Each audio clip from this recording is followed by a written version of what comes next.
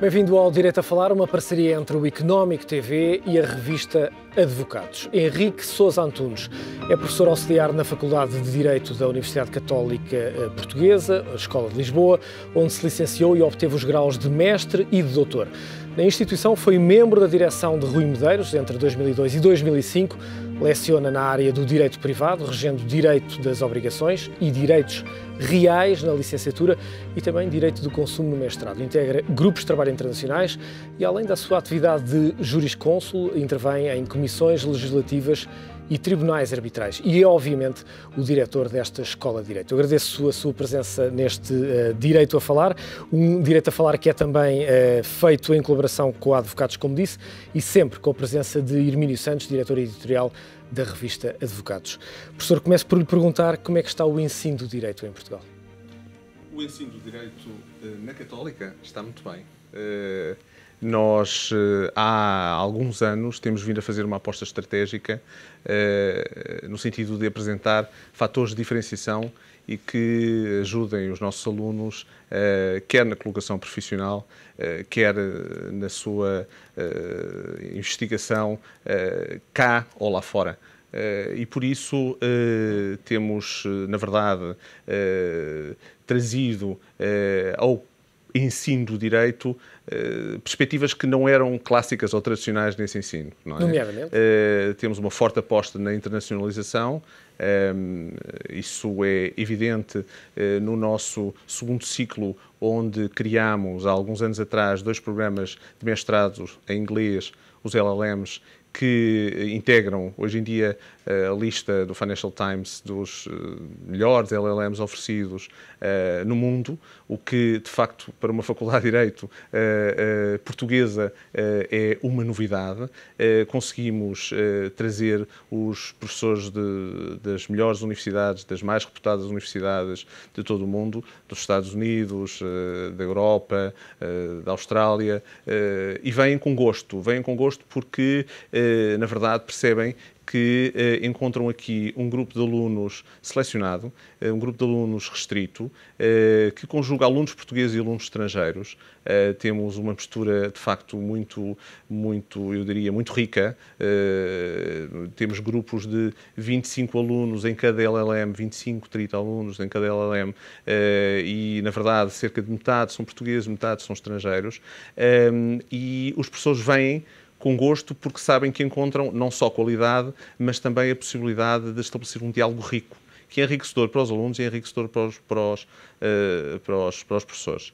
E o mesmo sucedeu na licenciatura. Este ano oferecemos um novo programa, que é o Transnational Law Curriculum, que é um programa estruturado de oferta de disciplinas em inglês, que os alunos, na verdade, escolheram.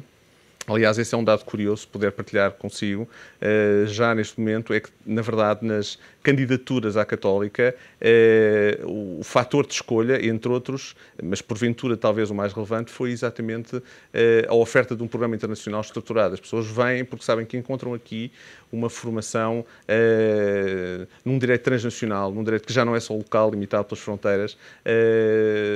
A lecionação é essa feita por professores, de facto, muito reputados e oferecida desde logo no primeiro ciclo, não é?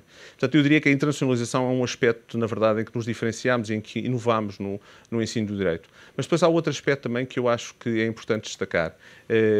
Hoje em dia, nos Estados Unidos, ainda há pouco tempo, li numa revista que um dos fatores de inovação das escolas de direito nos Estados Unidos é a ligação à prática.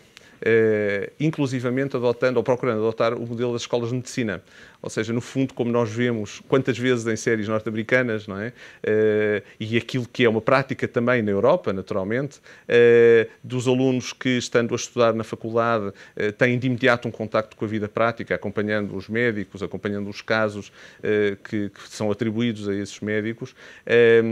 Isso é algo que as universidades americanas sempre fizeram, mas, enfim, em que cada vez mais apostam como um fator de diferenciação e de inovação, e que nós também começámos há alguns anos atrás com a oferta de clínicas legais colocando os nossos alunos em escritórios de advogados, nomeadamente, mas não só.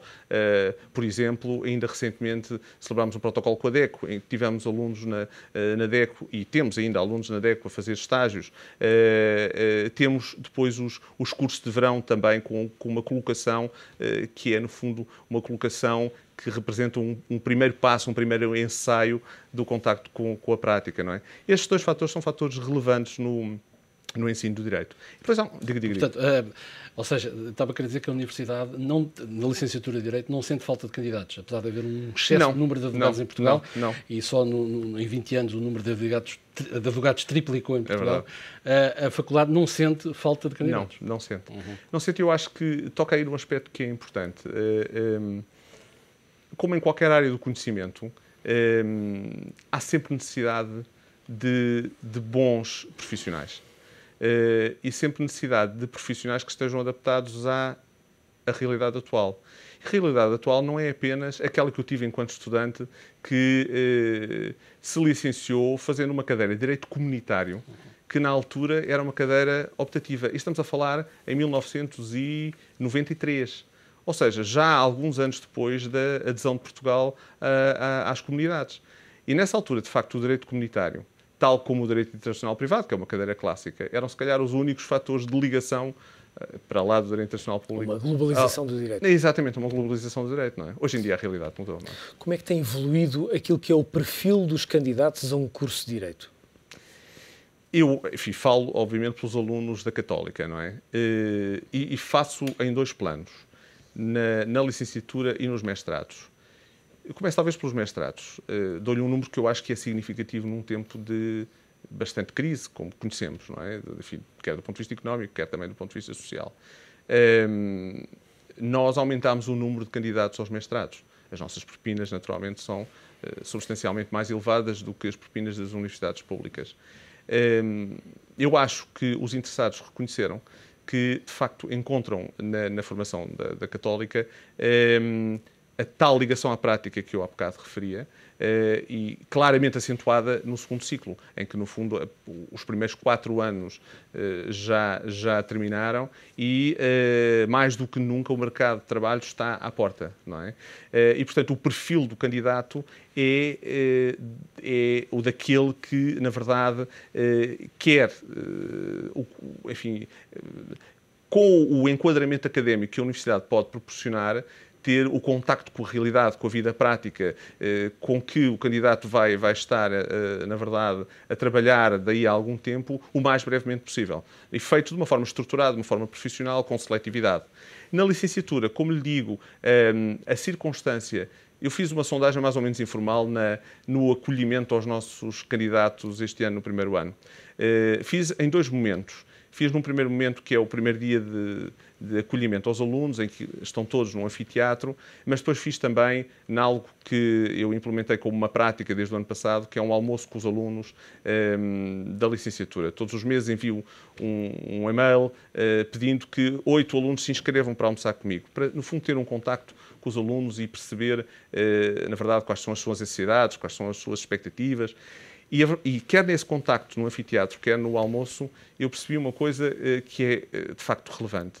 É que a grande maioria dos alunos que se candidataram à Católica candidataram-se porque queriam um contacto claro com uma experiência internacional. E, portanto, a ligação à prática, volto àquilo que há bocado disse, a ligação à prática e a internacionalização são, se quiser, os perfis, os novos perfis dos estudantes de Direito. Professor, já agora deixa-me acrescentar uma nota, porque há pouco falávamos de crise, mas sendo que esta é uma emissão que é também vista em Moçambique, Angola e Brasil, estamos a falar de economias com uma realidade um pouco diferente relativamente à crise que se vive neste momento na economia portuguesa. Professor, e lhe perguntar, quando há pouco referia esta questão, por exemplo, dos almoços com os alunos, também há uma grande alteração daquilo que é o comportamento típico de um diretor de uma escola relativamente ao mercado-alvo, não lhe chamo cliente, mas mercado-alvo, no sentido de perceber exatamente aquilo que este mercado-alvo pretende. É verdade, mas deixe-me dizer-lhe uma coisa. Era algo que não havia, por exemplo, quando tirámos a nossa licenciatura. Mas deixe-me dizer-lhe uma coisa, e enfim, sou totalmente franco consigo, Rui. Não é uma questão de adaptação ao mercado. Evidentemente que o almoço com os alunos É algo que surge o ano passado. Enfim, eu tenho um ano de mandato, surgiu o ano passado. Mas a verdade é que a porta aberta do diretor eu sempre a encontrei na Católica. Talvez pela especificidade de ser uma universidade que admite poucos alunos em Direito, em que é fácil conhecer os professores, em que é fácil que os professores nos conheçam, em que é fácil conhecer o diretor, é fácil que o diretor nos conheça e, portanto, essa aproximação ao diretor sempre existiu. Poderá eventualmente dizer que o paradigma do professor mudou. Quer dizer, o professor de Direito, não é? Se calhar tem atrás de si uma conotação de alguma austeridade, e aí eu diria que sim. Quer dizer, eu acho que eu sou também um bom exemplo disso, não é? Mas digo-lhe, em termos culturais, eu acho que isso sempre ocorreu na faculdade. Como há bocado disse, e bem, eu fiz parte da direção do professor Rui Medeiros. É talvez um dos melhores exemplos de uma pessoa que, para lá das suas enormes competências académicas e profissionais no mundo da advocacia, consegue estabelecer um contacto estreitíssimo e próximo com os alunos. E eu acho que isso é uma marca diferenciadora também da Católica, que é a profissionalização do ensino. Um contacto de porta aberta, como se costuma dizer. Eu acho que sim. Desde fevereiro que a Católica Global School of Law integra a Escola de Lisboa. Exatamente. A Schools Global League. Qual tem sido a mais-valia desta associação? O que é extraordinário é, na verdade, pensar que, poucos anos depois do nosso investimento na internacionalização, somos destinatários de um convite para para ser parceiros fundadores de uma associação que, na verdade, reúne as mais prestigiadas universidades do mundo. Enfim, dou-lhe alguns exemplos que certamente conhece: a Northwestern University, NYU, a National University of Singapore, a University of Cape Town. Estamos a falar, de facto, de uma associação que procura reunir um grupo restrito de 15 a 20 universidades representativas de todos os continentes e, de facto, partindo da iniciativa da Fundação Getúlio Vargas em São Paulo e da Faculdade de Direito de Tilburg, a Católica foi identificada como sendo, e a Católica Global School of Law, a unidade dentro da escola que, de facto, gera os programas internacionais, como sendo uma parceira privilegiada. E, portanto, procurando responder à sua pergunta, a Law Schools Global League foi criada este ano, em fevereiro. Teve uma primeira reunião em São Paulo e depois uma reunião fundadora em que foi formalizada a Constituição em junho. As expectativas que temos com este programa são imensas, nomeadamente dar um passo acrescido na tal inovação pelo caminho da internacionalização, oferecer graus duplos, não apenas no mestrado, como temos, por exemplo, com o King's College, mas também no terceiro ciclo, nos programas de doutoramento, naturalmente. Aliás, permita-me que lhe diga, lançámos este ano um PhD, começou agora, enfim, estamos a fazer a seleção dos candidatos, mas também na licenciatura. Ou seja, a ideia de poder ter uma licenciatura em conjunto com uma ou duas universidades, sendo o curso reconhecido em 2 ou 3 ordens jurídicas diferentes, com o acesso às diferentes profissões jurídicas nessas ordens jurídicas, é, na verdade, algo que raramente é ensaiado em todo o mundo, não é? Em todo o mundo existe a consciência de que fazer uma coisa destas não é fácil, porque o acesso à profissão jurídica, digamos, tem, eu diria, quase sempre os mesmos entraves, as mesmas limitações. Enfim, nos casos de uma ordem, noutros casos de natureza diferente, mas há sempre limitações. E, portanto, esse é um dos objetivos que, de facto, a Liga se propõe, ou esta associação se propõe. Para lá, obviamente, digamos, dos objetivos clássicos da mobilidade de professores, da mobilidade de alunos, não é? Agora, na verdade, eu acho que esta associação tem um objetivo mais desafiante, que é pensar o direito. Quer dizer, pensar o direito na tal perspectiva transnacional, não só na sua aplicação, porque hoje em dia nós sabemos que isso é o que acontece no mundo dos negócios, não é? Temos aqui, de facto, também, estou a olhar para si, Rui, não é? Nomeadamente nas suas áreas, economia e gestão, sabem que isso na verdade, sucede. O direito tem que acompanhar essa realidade, que hoje em dia é uma realidade que supera as fronteiras nacionais. Mas dizia eu, portanto, que é também no ensino que esta mudança pode ocorrer e, portanto, eu julgo que esta associação vai ser importante no repensar o direito. Numa altura em que falamos tanto de economia deprimida, a questão da internacionalização, das exportações é muito importante. Muitas vezes olha-se pela questão da dimensão para o setor do turismo, eventualmente por outros clusters, nomeadamente a saúde, mas este cluster da educação, a Católica tem uma parceria importante na área da gestão e de economia no Lisbon MBA com a Universidade Nova, mas outras universidades, o ISCTE, o ISEG, na área da gestão e de economia, têm vindo a conseguir trazer para Portugal um conjunto de alunos que eventualmente poderiam escolher universidades de outros países. Também no direito, a Católica tem sentido que existe aqui um mercado potencial de trazer estrangeiros para Portugal para poder também exportar o seu conhecimento desta maneira. Claramente, Rui, claramente. É preciso, digamos, ser claro também dizendo uma coisa. A imagem de Portugal dificulta.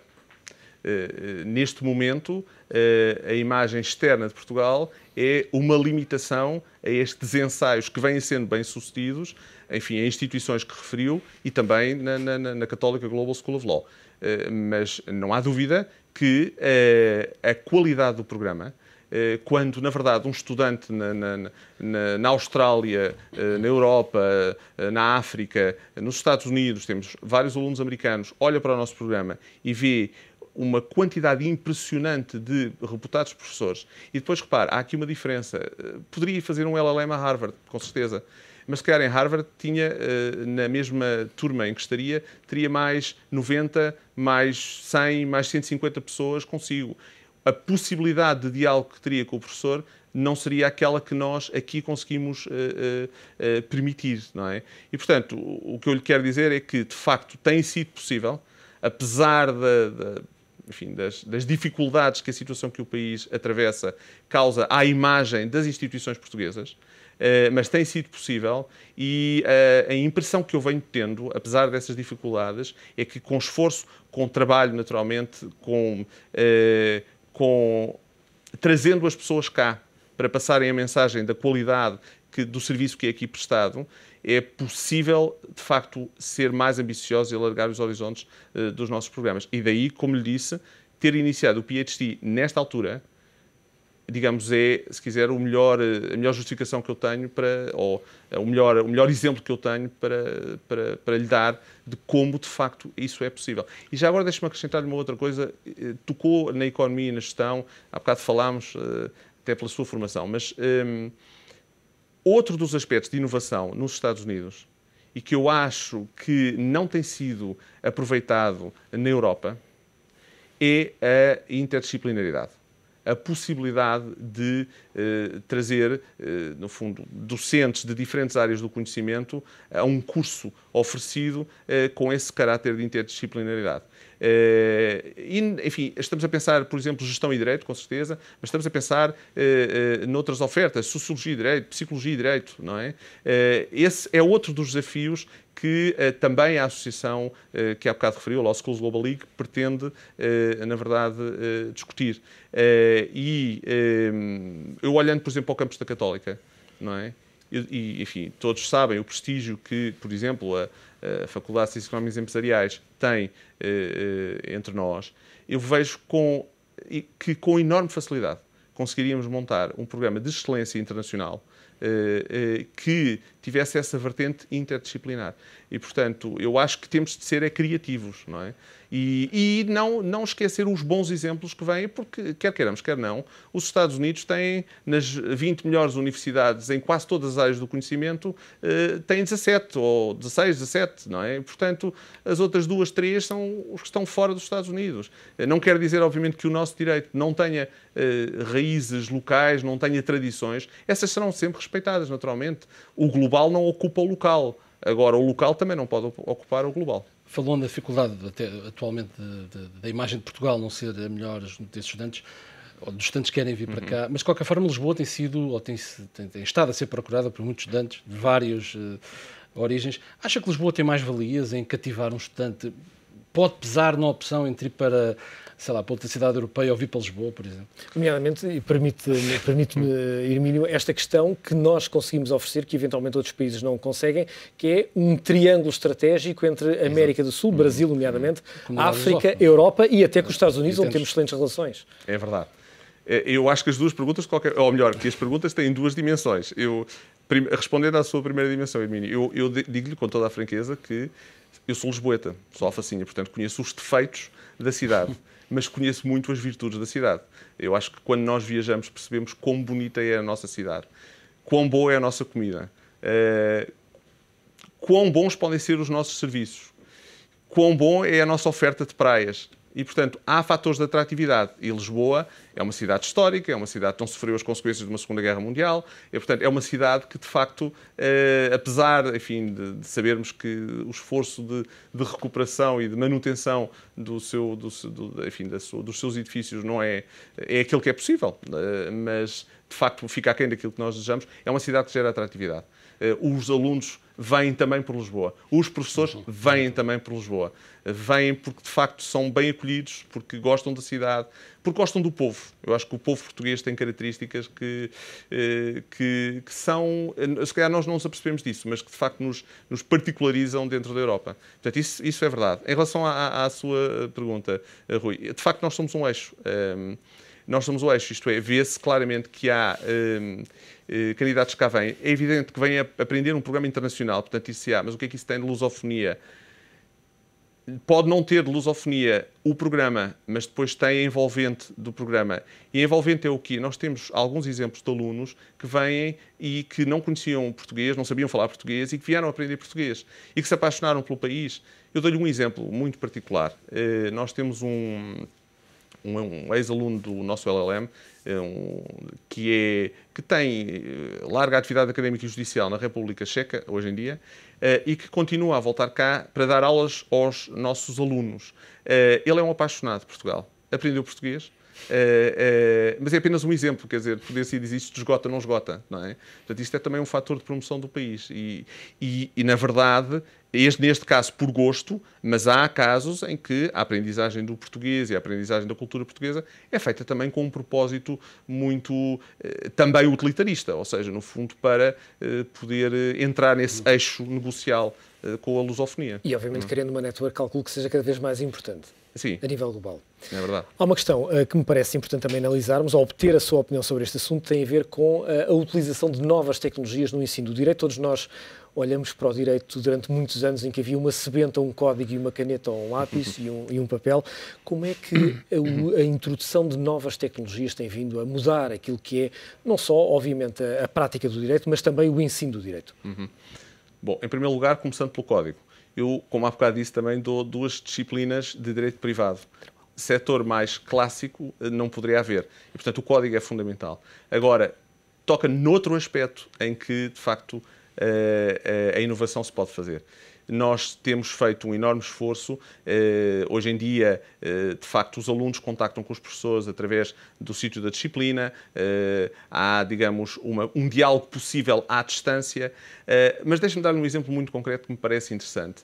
Nós tivemos uma candidata de LLM que defendeu a sua tese de mestrado em videoconferência. Ou seja, estava, na verdade, no local para onde tinha sido colocada, alguns em África, e o seu orientador e o júri estavam em Portugal. E, portanto, em videoconferência estava a defender a sua tese. E o júri esse, que era composto por um português e 2 professores estrangeiros que vieram de países diferentes, não é? E, portanto, as tecnologias estão presentes, de facto, hoje no ensino do direito. Agora, isto dito, naturalmente, enfim, por exemplo, a Advocates é um bom exemplo, digamos, de como a utilização das tecnologias pode servir o direito, mas isto dito, tal não significa que aquilo que é tradicional deva ser desvalorizado. O código é importante. Ter o código à frente como instrumento de trabalho é importante, mas também é curioso ver, por exemplo, hoje os alunos, como acontece nas universidades americanas, não é? Já não levam o caderninho e a caneta, quer dizer, já vão com o computador e escrevem no computador, não é? Mesmo que o professor não faça. Não é? Associam a vantagem de ter o código a não penalizar as costas com carregar tantos códigos como nós carregávamos quando estávamos na universidade. É verdade. Vamos partir para um breve intervalo neste Direito a Falar. Já a seguir continuamos a conversa com Henrique Sousa Antunes. Até já.